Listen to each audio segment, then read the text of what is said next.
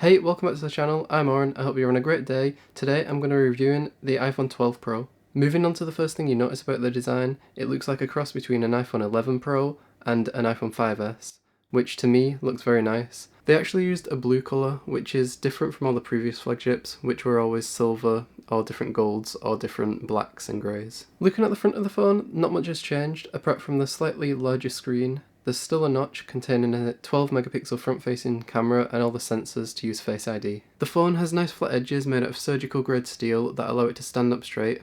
On the right it has a sleep and wake button, and on the left it has volume controls and a mute switch, with a lightning port and speakers on the bottom. Along with the flat edges and the wider design comes a slightly less comfortable holding experience compared to that of the 11 Pro, the XS, all the way down to the 6 with the rounded edges, but you do stop to notice this over time. The edges do pick up a lot of fingerprints, but it is a shiny metal design, so this is to be expected. And moving on to the back of the phone, there's 3 cameras, but more on this later. There's also a shiny Apple logo with a frosted glass design, which is really good for preventing fingerprints, and it just looks very nice. My first ever iPhone was the iPhone 5S, and this just reminds me a lot of it with its overall shape and flat edges.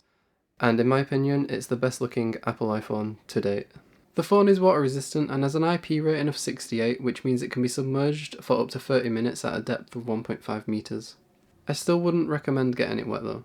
The screen is 6.1 inches, but it is only 60Hz. Apple really need to up the game on this and include at least a 90Hz or 120Hz refresh rate, but it is still a really nice looking panel. It features Apple's Super Retina XDR display. Like other models, it is an OLED, meaning blacks are really dark and whites are really bright and other colours are really vibrant. The screen is also less likely to break from drops because Apple included a ceramic shield. I wouldn't test this, and I've also got a screen protector on it to help prevent any damage. The performance on this device is great. It's the latest iPhone, so it should be. It features the A14 Bionic chip, which is the fastest chip in any iPhone, or in fact any phone on the market including Androids. It also features 6GB of RAM that allow for better multitasking and more intensive tasks, and it stops apps from refreshing in the background all the time. The phone has 3 storage options: 128GB, 256GB, or 512GB. Honestly, any of these will be fine, and if you want extra storage you can always buy an iCloud storage plan. Because of the A14 Bionic chip and iOS specifically optimized for this device, anything you throw at it from gaming to video editing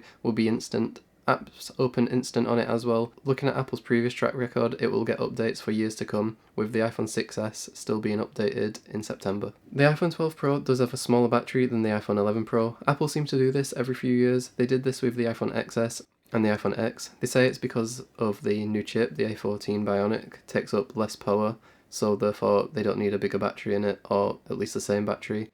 But I don't know why they just don't include it and get extra battery life. This does mean the iPhone 12 Pro charges faster than the iPhone 11 Pro because of that smaller battery, so at least there's that. Speaking of charging, Apple did introduce MagSafe to the iPhone 12 lineup.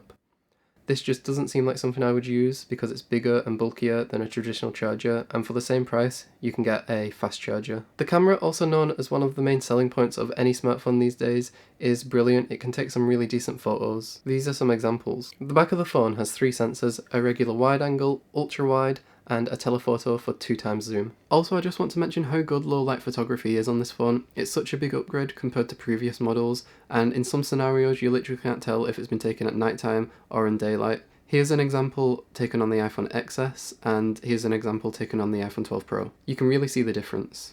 Pictures seem more detailed and less grainy on the regular camera.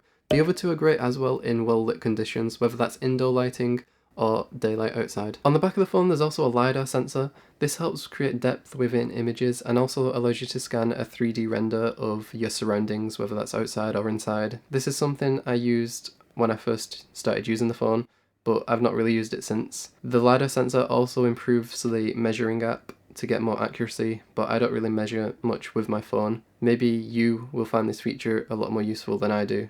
This was the first iPhone to include 4K 60fps Dolby Vision. You can't view it on all devices, so you might not be able to tell the difference. This is 4K on the regular wide-angle lens, and this is what the audio sounds like. No, this is the ultra-wide-angle. And this is a telephoto 2x zoom. The wide-angle sensor does appear to be a lot more noisy, creating a less appealing video, especially in low-light conditions. I actually use the 12 Pro to film some of my handheld B-roll shots in my other videos. If you've seen any of the other videos and you've seen a clip where it's outdoors, it's more than likely been filmed on the 12 Pro because that's how good the camera is. Here are a few selling points that I don't think are as good as they were advertised to be. 5G, it just doesn't feel needed at the minute. 4G is still really fast, and I don't think I do anything on the phone what would need 5G over 4G.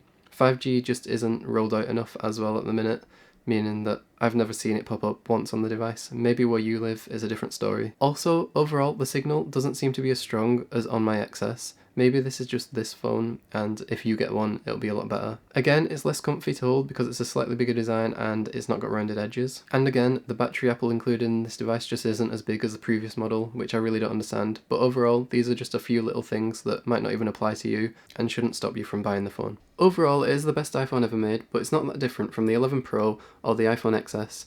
The main things you'll notice is the better performance with intensive tasks and the better camera with the LiDAR sensor. So, is the iPhone 12 Pro worth it? Well, if it's your first iPhone, it definitely is. It's got a really nice display, it's got a really nice overall design, and it'll get many updates for years to come. On the other hand, if you've already got an iPhone, there's not much reason to upgrade, unless you want that better camera and the future-proofing this will bring. So, if you need a new phone, this is a great phone, and you won't regret getting it. But if you just want a phone, and your phone is still working, I'd recommend you wait until September. It's only a few months away, and there's going to be new features and possibly no charging port. If you've made it this far, thank you very much for watching, I really appreciate it. Please like and subscribe and check out my channel for other tech related content, and have a great day.